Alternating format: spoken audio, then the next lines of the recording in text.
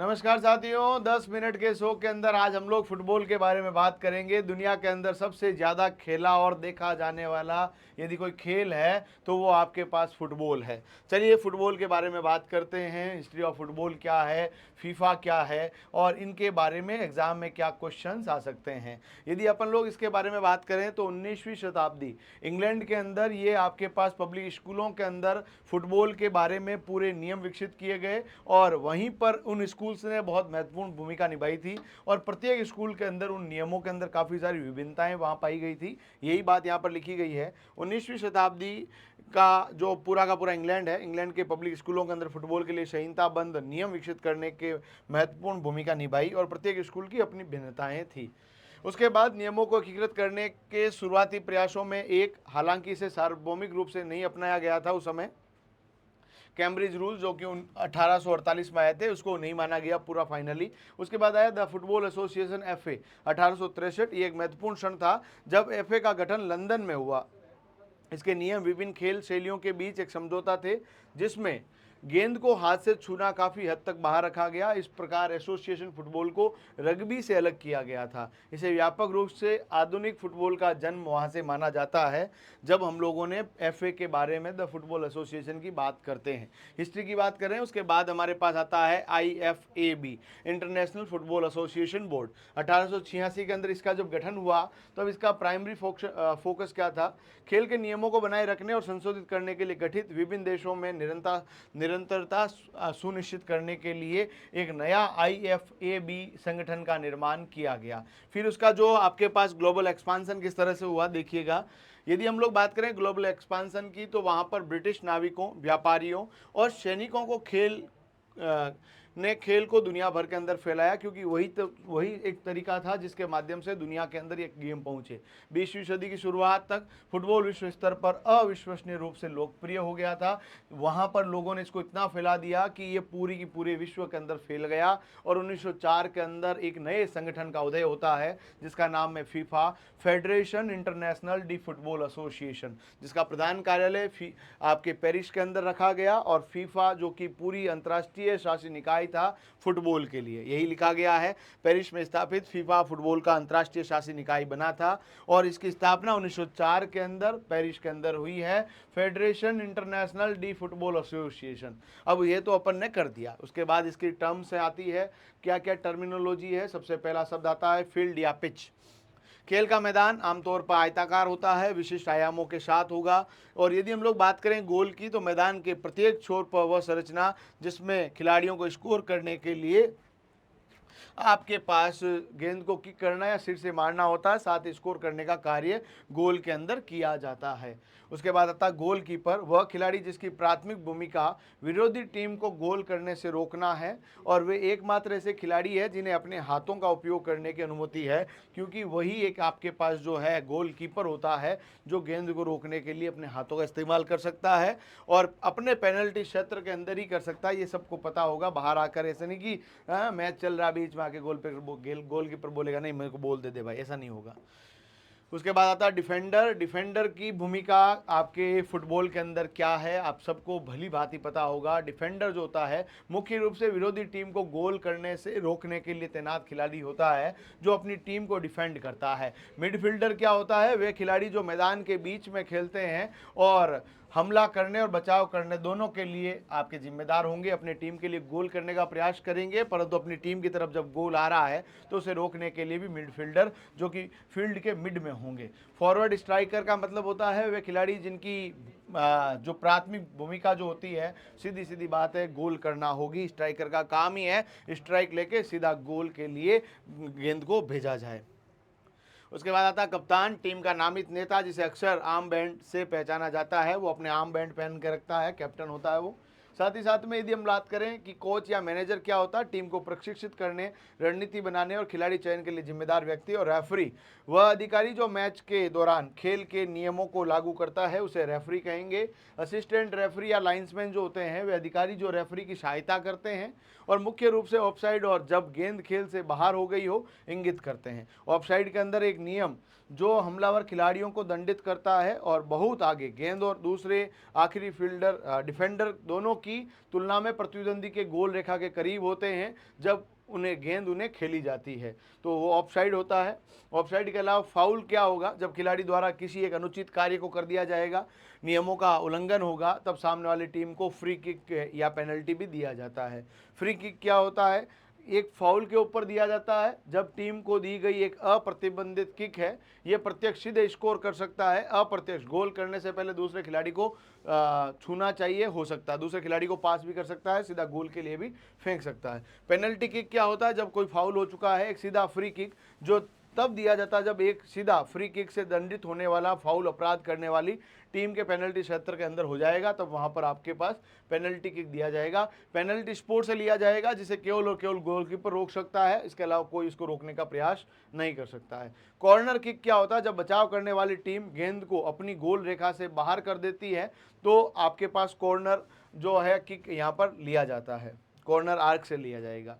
Throw in का मतलब क्या होता है? गेंद जब साइड लाइन से बाहर हो जाती है तब दिया जाता है और खिलाड़ी को गेंद को दोनों हाथों से सिर के ऊपर से फेंकना चाहिए, दोनों पैर उसके क्या रहेंगे? जमीन के ऊपर रहेंगे। उसके बाद आता है गोल किक, जब हमलावर टीम गेंद को बचाव करने वाली टीम की गोल रेखा से बाहर कर देगी और उस समय आपके पास जो गोल किक होगा, गोल क्षेत्र के भीतर कहीं से भी लिया जा सकता है गोल किक को, ये भी आपको याद रख लेना है।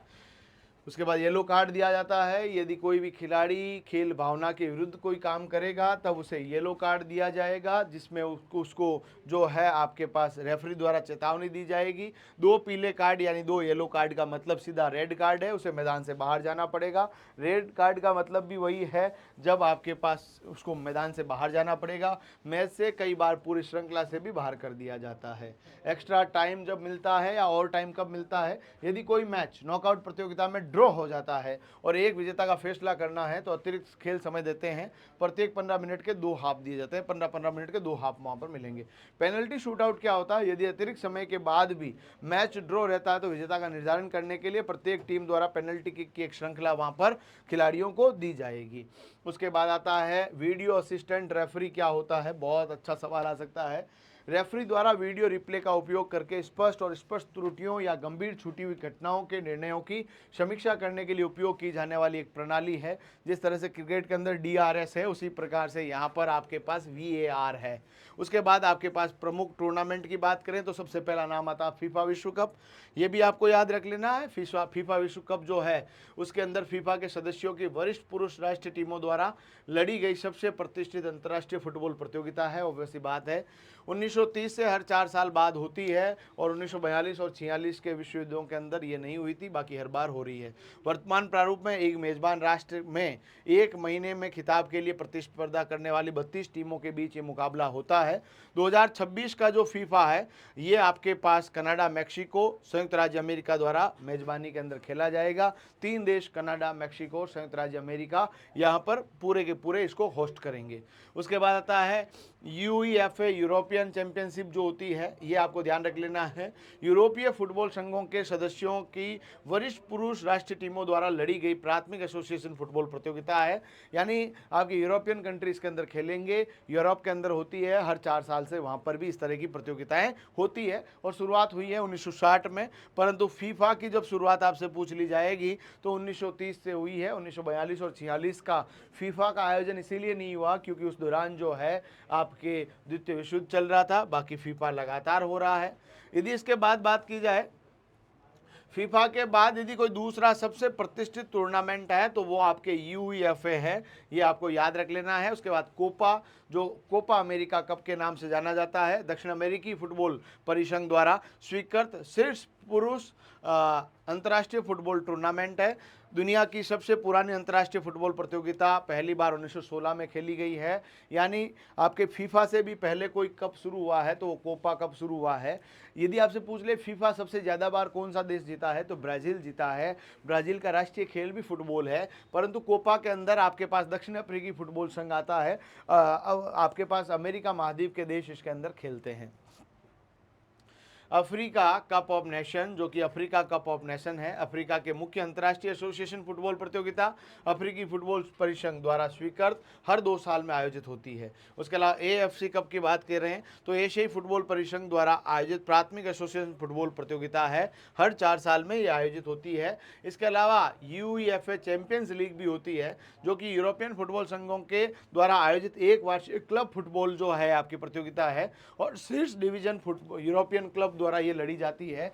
यानी यहाँ आपके पास क्लब, आपके पास फुटबॉल है, ये आपको ध्यान रख लेना है।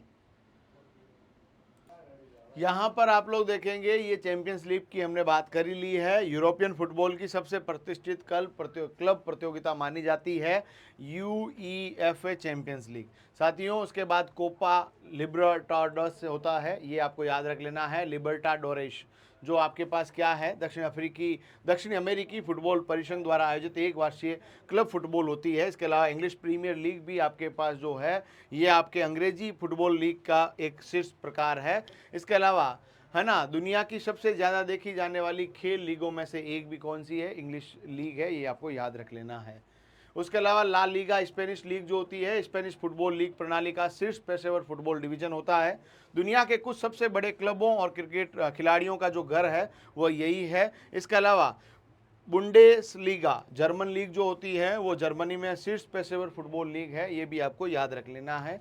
इसके अलावा सीरी ए इतालवी लीग जो कि आपके इटली के अंदर खेली जाती है। इसके अलावा फ्रेंच लीग फ्रांस के अंदर होगी। फीफा क्लब विश्व कप जो होगा वो आपको याद रख लेना, 6 महाद्वीपीय संघों के विजेताओं द्वारा लड़ी एक अंतर्राष्ट्रीय क्लब फुटबॉल टूर्नामेंट होता है, ये सालाना आयोजित होता है। फीफा क्लब विश्व कप अलग चीज़ है। उसके बाद करंट अफेयर्स की बात करें तो आपके पास UEFA यूरो जो कप है 2024 का, ये आपके पास जून 14 से लगाकर जुलाई 14 के बीच जर्मनी के अंदर खेला गया। इसका विजेता स्पेन रहा था, इंग्लैंड इसका उपविजेता रहा था। फाइनल मैच के अंदर स्पेन ने इंग्लैंड को 2-1 से हराया था, याद रख सकते हैं आप लोग चाहें तो। इसके अंदर भी क्या हुआ था, स्पेन ने अपना रिकॉर्ड तोड़ चौथा UEFA यूरोपियन चैंपियनशिप का खिताब अपने नाम किया है। उसके अलावा कोपा कप की बात करें, ये भी जून 20 से लगाकर जुलाई 14 2024 के अंदर चला था। संयुक्त राज्य अमेरिका इसका विजेता रहा था। अर्जेंटीना, माफ कीजिएगा, आपके USA ने इसको आयोजित कराया था। विजेता इसका अर्जेंटीना रहा था, उपविजेता कोलंबिया रहा था। फाइनल मैच अर्जेंटीना ने कोलंबिया को 1-0 से हराया था। उसी तरह से अफ्रीका कप के बारे में भी आप पढ़ सकते हैं, ज़्यादा इसमें कोई लफड़ा होना नहीं है। एशियन कप भी 2023 का है, इतना इंपॉर्टेंट यहाँ पर रहने वाला नहीं है। UEFA नेशन लीग जो है आपके 2024-25 की है, सितंबर 2024 से आपके पास जो पूरा का पूरा 2025 के अंदर इसका फाइनल खेला जाएगा। और यहाँ पर देख लीजिएगा, विजेता जो रहा 2025 के अंदर पुर्तगाल रहा, उपविजेता आपके स्पेन रहा है, ये भी आपको थोड़ा सा ध्यान रख लेना है। इसके बाद अपन लोग चलते हैं आपके क्लब टूर्नामेंट के अंदर भी बहुत सारे आपके रिकॉर्ड्स जो है मैं आपको PPT के अंदर भेज दूंगा। टेलीग्राम चैनल जो है आप लोग इस नंबर पर मैसेज कर देना ताकि आपको लिंक मिल जाए, तो इस नंबर पर मैसेज आपको ज़रूर कर लेना है। इसके बाद बात की जाए तो ये तो मामला हो ही चुका है। इसके अलावा आपके पास 2024-25 के अंदर बहुत सारी घरेलू लीग हुई है, इतना इम्पोर्टेंट आपके लिए नहीं है।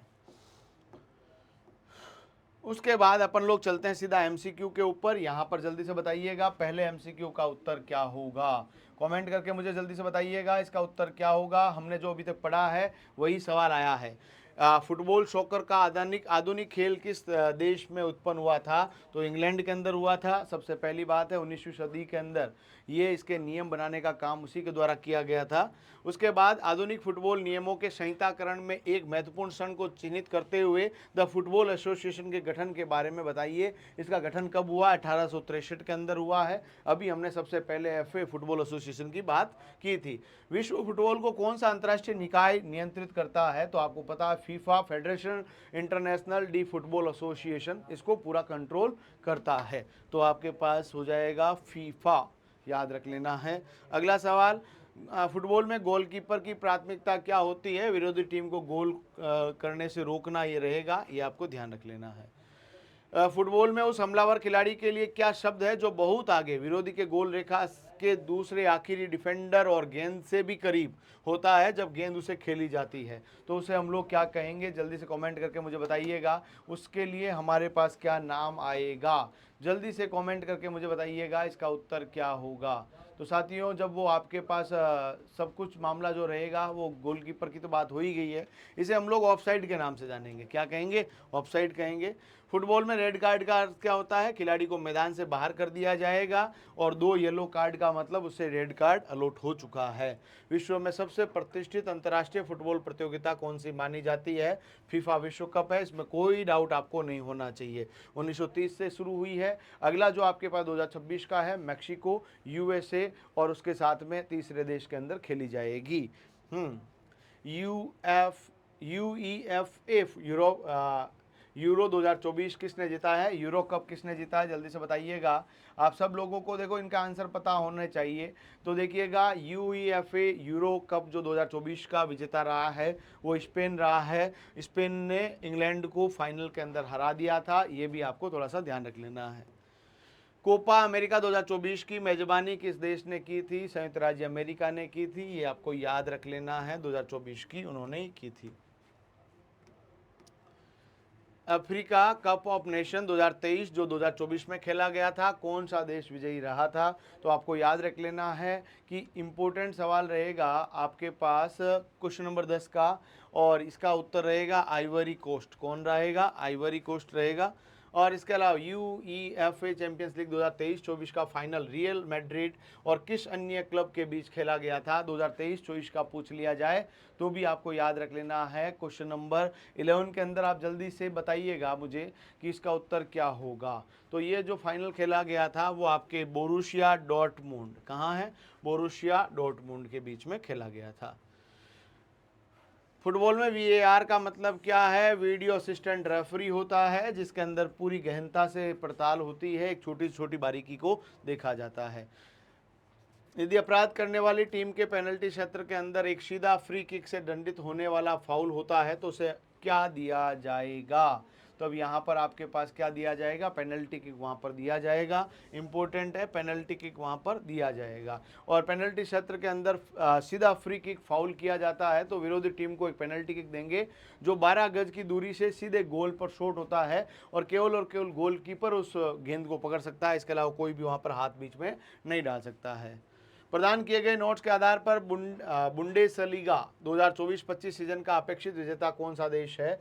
और यहाँ पर आप जल्दी से बताइएगा, बुंडेसलीगा 2024, तो यहाँ पर आपके पास उत्तर हो जाएगा बायर्न म्यूनिख, है ना? बायर्न म्यूनिख हो जाएगा, ये भी आपको ध्यान रख लेना है। उसके बाद फीफा क्लब